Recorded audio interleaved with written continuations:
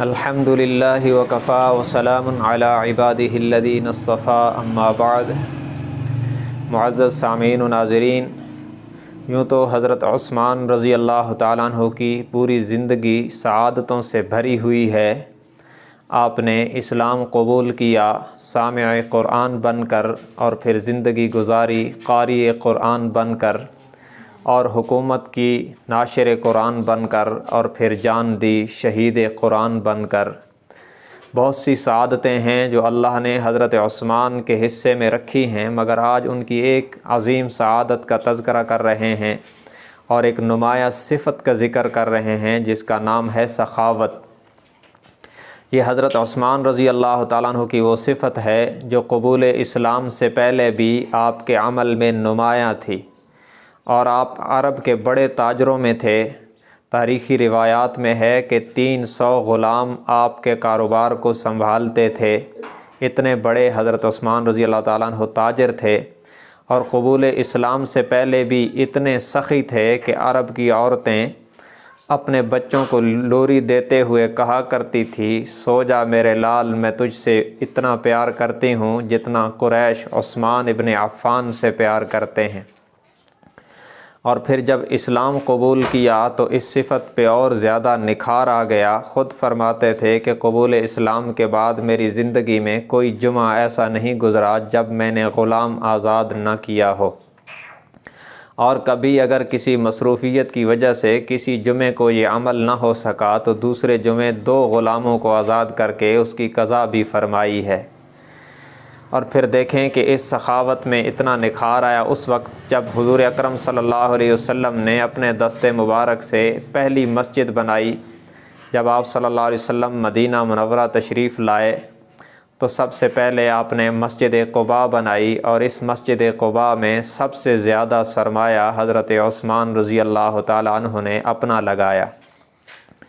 اور پھر قباء کی بستی سے جب مدینہ منورہ تشریف لائے تو مسجد نبوی کی زمین خریدی گئی۔ اس کی اولاً قیمت حضرت ابو بکر صدیق رضی اللہ تعالیٰ عنہ نے ادا فرمائی، اور پھر جب مسلمانوں کی تعداد بڑھی اور یہ جگہ نمازیوں کے لیے کم پڑ گئی تو آپ نے فرمایا کوئی ہے جو مسجد نبوی میں وسعت پیدا کرے اور میں اس کے لیے جنت کی ضمانت دوں۔ تو پھر حضرت عثمان رضی اللہ تعالیٰ عنہ نے یہ زمین خرید کر مسجد نبوی میں وسعت کی اور حضور اکرم صلی اللہ علیہ وسلم سے جنت کی ضمانت لی۔